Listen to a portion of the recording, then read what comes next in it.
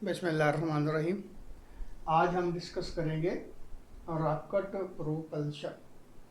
तो सबसे पहले थोड़ा सा रॉकेट को डिस्कस कर लेते हैं। अब देखें कि हर व्हीकल जो होती है उसमें इंजन होता है, और इंजन जो है वो एटमॉस्फेयर से ऑक्सीजन लेके अपनी वर्किंग करता है, यानी कि उसकी परफॉर्मेंस जो है वो डिपेंड करती है एयर की ऑक्सीजन के ऊपर। कोई भी इंजन जो है वो एयर से ऑक्सीजन लेता है और फिर जो है वो यानी कि उसका बर्निंग उसके अंदर होता है। ये इंशाल्लाह आखिरी चैप्टर में हम डिस्कस करेंगे। तो बहरहाल डिफरेंट इंजन जो होते हैं वो इवन हमारे जो जेट होते हैं वो भी ऑक्सीजन जो है वो एयर से ही लेते हैं। तो अगर हमने फ्री स्पेस में जाना है, वैक्यूम में जाना है, यानी कि अपर स्पेस में जाना है जहाँ पे एयर नहीं होती, तो वहाँ हम कैसा व्हीकल जो इस्तेमाल करेंगे, तो डेफिनेटली वहाँ एयर नहीं होगी और एयर से ऑक्सीजन भी नहीं ले सकते। तो उसके लिए फिर रॉकेट इस्तेमाल किए जाते हैं। रॉकेट जो है वो एयर से ऑक्सीजन नहीं लेता, बल्कि इसका इंजन जो होता है, यानी कि इसके अंदर ही इसका फ्यूल होता है और उसकी बर्निंग का जो क्या कहते हैं डिफरेंट किस्म के जो रिक्वायरमेंट होती है वो उसके अंदर ही होती है। तो इंजन जो है वो बाहर की ऑक्सीजन से यानी कि अपनी परफॉर्मेंस नहीं करता। तो इसलिए ये हमारा रॉकेट जो होता है ये ऐसी जगह पे भी फ्लाई कर सकता है, मूव कर सकता है जहाँ पे एयर बिल्कुल नहीं होती। तो बहरहाल रॉकेट को प्रोपल्शन किस तरह मिलती है, और रॉकेट को अगर देखा जाए तो इसमें मेनली दो हिस्से होते हैं। एक इसका फ्यूल होता है और एक होता है पेलोड। फ्यूल तो समझते ही हैं, और पेलोड एक्चुअली वो पोर्शन होता है जिसकी हमने ट्रांसपोर्टेशन करनी है, यानी कि इसका बैगेज जो है वो पेलोड होता है। अब रॉकेट में होता क्या है कि ये फ्यूल जो है वो बर्न आउट होके इसकी टेल से, रेयर पार्ट से, पोर्शन से बाहर निकलता है और बहुत स्पीडी निकलता है। और इसकी बर्निंग यानी कि फ्यूल जो है वो नीचे की तरफ या एक डायरेक्शन में जब फ्लो करता है या मूव करता है, तो उसकी अपोजिट डायरेक्शन में रॉकेट के ऊपर जो है वो प्रोपल्शन या धक्का उसको मिलता है।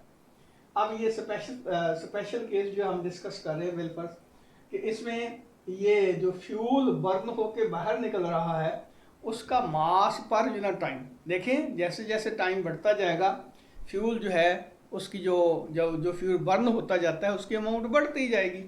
तो डेल्टा एम फ्यूल जो है डेल्टा टी टाइम में बर्न होके इसकी रॉकेट की टेल से बाहर निकल गया, और ये जो हॉट गैसेस की शक्ल में फ्यूल बर्न होके बाहर निकला है तो उसकी ये स्पीड जो है वो v के इक्वल है।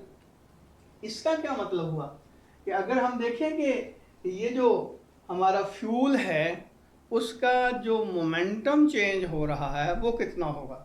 डेल्टा एम मास है और v वेलोसिटी के साथ इसकी इजेक्शन हो रही है, तो इसलिए हम कहते हैं जो change in momentum of the burn fuel जो है डेल्टा पी के इक्वल होगा, और वो क्या होगा delta M V, delta M V. अब इसका हम रेट निकालना चाहते हैं, यानी कि मोमेंटम का टाइम रेट निकालना चाहते हैं कि किस रेट से ये मोमेंटम जो है वो चेंज हो रहा है। तो rate of change of momentum of the fuel किसके बराबर होगा, delta P over delta T. लेकिन डेल्टा पी जो है delta M V over delta T है, तो delta M over delta T को अलग कर दें, वी को अलग कर दें। याद रखें delta M by delta T actually है मास फ्यूल का जो कि बर्न होता है, और डेल्टा टी टाइम के अंदर delta M over delta T, इसका मतलब ये rate of burning of fuel होगा। और ये फ्यूल जो है जिस वेलोसिटी से इजेक्ट आउट होता है from the tail of the rocket वो v के इक्वल है। तो इसका क्या मतलब हुआ कि हम कह सकते हैं कि delta P over delta T जो है delta M over delta T into V हो गया। अब अगर delta M over delta T यानी कि rate of burning of fuel जो है उसको हम एम डैश से शो कर दें, तो delta P over delta T किसके बराबर हो जाएगा, इसकी जगह एम डैश लिख सकते हैं, तो ये आ जाएगा एम डैश और वी, इसका प्रोडक्ट आ जाएगा। अब न्यूटन का सेकंड लॉ हमने पढ़ा था इन टर्म ऑफ मोमेंटम, तो उसमें हमने ये कहा था कि अप्लाइड फोर्स जो होती है वो time rate of change of momentum के बराबर होती है। तो इसलिए हम कह सकते हैं कि delta P over delta T जो है एक्चुअली वो एफ के इक्वल है। अब ये एफ क्या है, ये एफ वो होगी बेसिकली जो फ्यूल पे लग रही है, जिसकी वजह से फ्यूल जो है वो बर्न होके इसकी टेल से बाहर निकल रहा है। तो इसका क्या मतलब हुआ कि जितनी फोर्स फ्यूल पे लग रही है नीचे की डायरेक्शन में, जाहिर है फ्यूल जो है उतनी ही फोर्स जो है अपवर्ड डायरेक्शन में इसकी रॉकेट के ऊपर लगा रहा है। तो उसको हम कह सकते हैं, क्योंकि delta P over delta T तो एफ के इक्वल हो गया, और delta P over delta T ही एम डैश वी के इक्वल हो गया। तो इसलिए हम कह सकते हैं कि एफ जो है वो आ जाएगा एम डैश वी के बराबर। तो अब डेफिनेटली ये फोर्स जो है ये फ्यूल पे लग रही है। तो न्यूटन का थर्ड लॉ क्या कहता है कि जितनी फोर्स फ्यूल पे लग रही है उतनी ही फ्यूल जो है रॉकेट के ऊपर फोर्स लगा रहा है, यानी कि एक्शन और रिएक्शन जो है इक्वल और अपोजिट होते हैं। तो इसका मतलब ये हुआ कि हम रफली ये कह सकते हैं कि फ्यूल के ऊपर जो फोर्स रॉकेट लगा रहा है वो F is equal to M dash V की इक्वल है। इसका मतलब ये हुआ कि इतनी ही फोर्स जो है वो फ्यूल जलने की वजह से रॉकेट के ऊपर लग रही है। तो इसका मतलब ये हुआ कि हमारे पास जो फोर्स लग रही है रॉकेट के ऊपर वो F की इक्वल होगी। तो अब बेलफज रॉकेट जो है कहीं मिड एयर में सॉरी क्या कहते हैं कि डीप स्पेस में फ्लाई कर रहा है, तो उसका उस पर्टिकुलर टाइम के ऊपर जब हमने इसको ऑब्जर्व किया उस टाइम के ऊपर, उस इंस्टेंट के ऊपर इसका मास जो है वो एम के बराबर है। तो हम कह सकते हैं कि जब इसके ऊपर फोर्स लगेगी तो उसमें एक्सेलरेशन पैदा होगा ए। तो according to Newton second law F हम कह सकते हैं कि एज एफ जो है वो एम ए के इक्वल है। लेकिन एफ कितना इसके ऊपर लग रहा है, वो तो लहर है, जितना फ्यूल पे फोर्स लगा रहा है रॉकेट उतना ही फ्यूल जो है रॉकेट के ऊपर फोर्स लगा रहा है। इसका मतलब ये हुआ कि एफ को हम कह सकते हैं एम डैश वी। तो ये एम डैश वी किसके बराबर होगा, एम ए के इक्वल होगा। तो ए की वैल्यू किसके बराबर हो जाएगी, M dash V over capital M.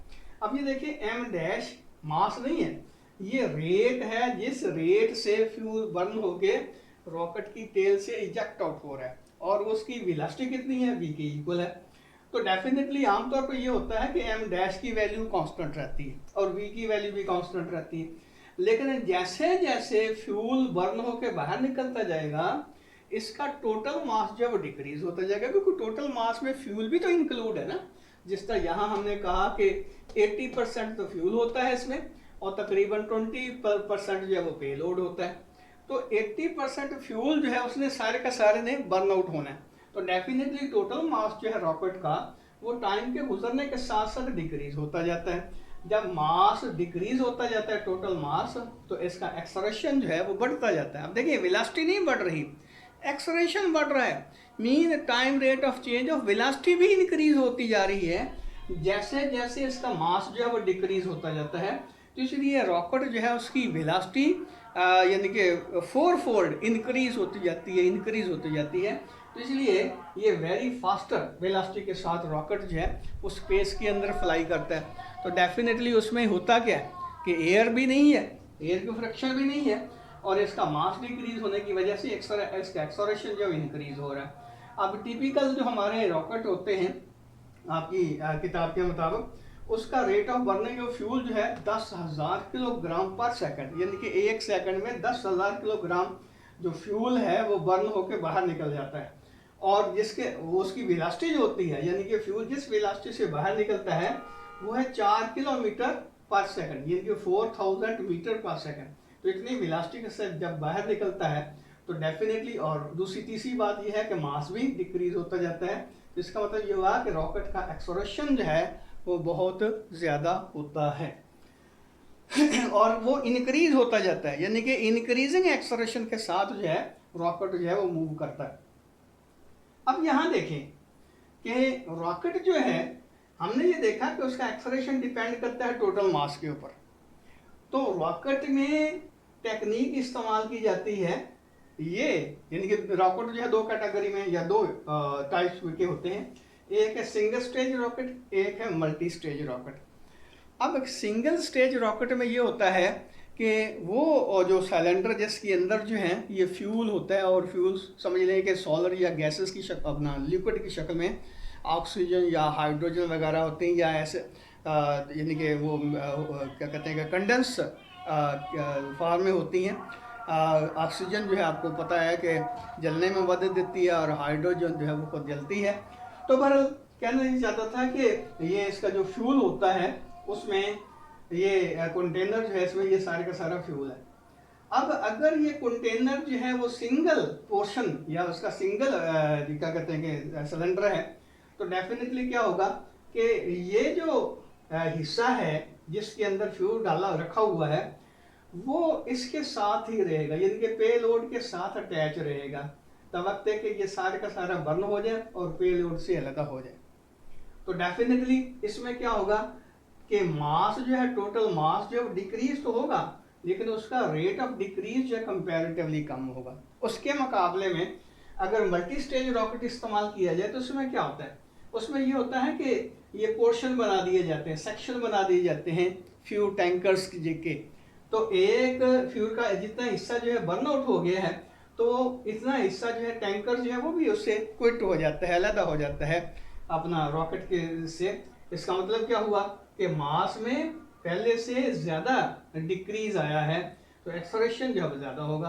ये देखें कि पहला पोर्शन जो है इसका जो फ्यूल है वो जल गया है तो ये क्विट हो गया, अलग हो गया।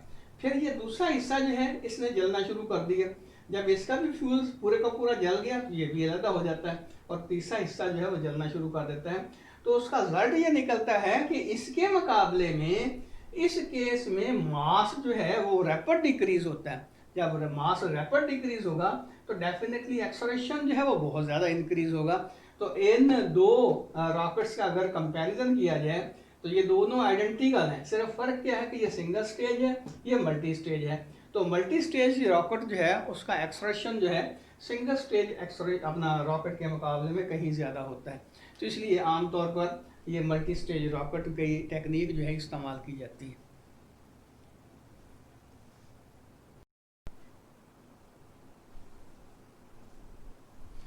अब हम प्रोजेक्टाइल मोशन डिस्कस करते हैं।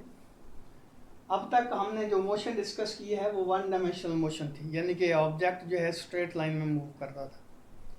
लेकिन ये प्रोजेक्टाइल मोशन जो है ये टू डायमेंशनल मोशन है, यानी कि at the same time body जो है दो डायरेक्शन में मूव करती है। और अगर हम एक्स वाई प्लेन पे लें तो इसका मतलब ये होगा कि एक्स एक्सिस की तरफ भी ये मूव करती है और वाई एक्सिस की तरफ भी मूव करती है, यानी कि हॉरिजॉन्टल डायरेक्शन में भी मूव करती है और वर्टिकल डायरेक्शन में भी मूव करती है।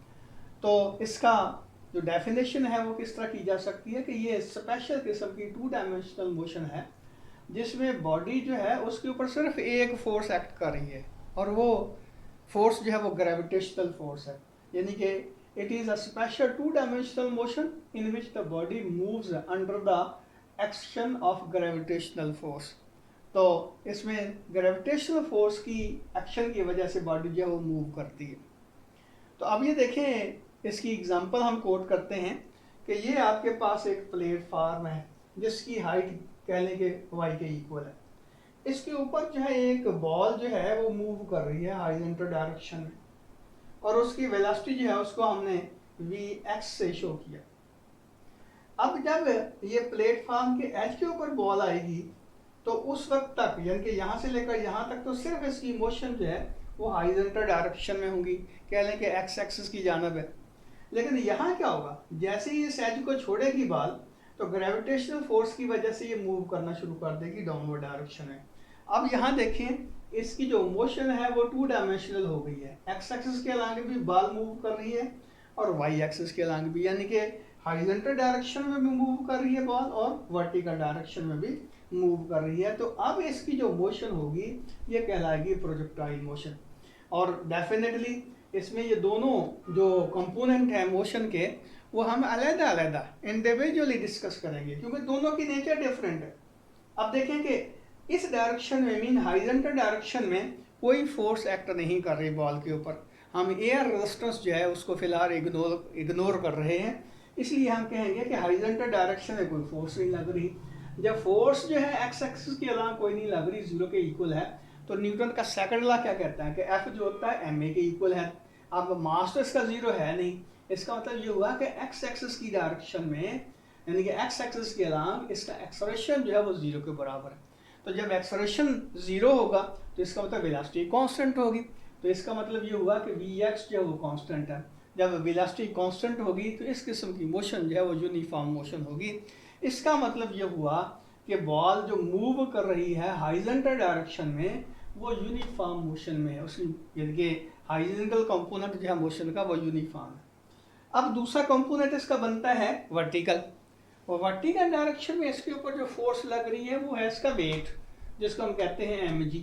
तो न्यूटन के सेकंड लॉ के मुताबिक ई जो है बेसिकली ए के कॉरस्पॉन्डिंग आता है। इसका मतलब यह है कि ए वाई मीन वर्टिकल डायरेक्शन में जो इसका एक्सेलरेशन है वो जी के बराबर होगा। और जब एक्सेलरेशन नॉन ज़ीरो है इसका मतलब ये हुआ कि बॉडी जो है उसकी वेलोसिटी चेंज हो रही है। जब बॉडी की वेलोसिटी चेंज हो रही है तो ये मोशन जो है वो नॉन यूनिफॉर्म मोशन कहलाएगी। इसका मतलब ये हुआ कि ball at the same time uniform motion में भी मूव कर रही है और नॉन यूनिफॉर्म मोशन में भी मूव कर रही है, लेकिन वो कंपोनेंट जो हॉरिजॉन्टल है वो है यूनिफॉर्म और जो वर्टिकल कंपोनेंट है वो नॉन यूनिफॉर्म है। अब हम ये देखना चाहते हैं कि अगर बॉल जो है यहाँ से लेकर यहाँ तक यानी कि ग्राउंड को जो हिट करती है तो यहाँ से लेकर यहाँ तक उसको टाइम लगा है t, तो ये x कितना होगा, यानी कि सॉरी ये x नहीं बल्कि ये x, ये डिस्टेंस कितना होगा जहाँ से उसने लीव किया है, हॉरिजॉन्टल सरफेस को लीव किया है, वहाँ से पॉइंट ऑफ इम्पैक्ट मीन जहाँ पे बॉल हिट कर रही है वहाँ तक का डिस्टेंस कितना होगा। तो डेफिनेटली क्या होगा, क्योंकि ये जो कंपोनेंट है वेलोसिटी का या मोशन का वो है कांस्टेंट, इसलिए हम कहेंगे कि x जो है वो Vx और t के प्रोडक्ट के बराबर होगा। आपको पता है कि जब बॉडी यूनिफॉर्म वेलोसिटी से मूव करती है तो डिस्टेंस निकालने का फार्मूला क्या होता है या डिस्प्लेसमेंट फाइंड आउट करने का फार्मूला क्या होता है कि displacement is equal to velocity into time. तो ये वेलोसिटी और टाइम का प्रोडक्ट हमने निकाल लिया, अपना यानी कि इसको प्रोडक्ट ले लिया, तो ये x डिस्टेंस आ जाएगा, यानी कि यहाँ से लेकर यहाँ तक डिस्प्लेसमेंट का x component mean x axis के अलांग जो हॉरिजॉन्टल डिस्प्लेसमेंट जो ट्रेवल किया है बॉल ने इस टाइम t के अंदर वो कितना है। अब अगर हम वर्टिकल डिस्टेंस नोट करना चाहते हैं तो किसके बराबर होगा, तो जाहिर है वहाँ फिर चूंकि यूनिफॉर्म एक्सेलरेशन है तो हम फिर इक्वेशन वो इस्तेमाल करेंगे जो हमने ऑलरेडी पढ़ी हैं, यानी कि यूनिफॉर्म एक्सेलरेशन के लिए जो हमने इक्वेशंस ऑफ मोशन डिस्कस की थी उसमें दूसरी इक्वेशन थी कि s जो होता है VIT plus half AT square के बराबर होता है। अब s जो है वर्टिकल डिस्टेंस है उसको हमने y से शो किया है। अब देखिए इस डायरेक्शन में यहाँ पे बॉडी जो है या बॉल जो है उसकी वेलोसिटी जीरो के बराबर थी, तो इनिशियल वेलोसिटी जीरो हो गई, ये सारे का सारा फैक्टर जीरो हो गया, प्लस हाफ a किसके इक्वल है g के बराबर, तो इंटू टी स्क्वायर आ गया। तो y आपके पास यानी कि वर्टिकल कंपोनेंट जो होगा जो t टाइम के अंदर बॉल ने ट्रैवल किया है वो होगा हाफ GT स्क्वायर के बराबर। अब इसमें मुख्तलिफ चीज़ें जो हम डिस्कस करेंगे लेकिन इंशाल्लाह वो नेक्स्ट लेक्चर के अंदर करेंगे। अल्लाह हाफिज़।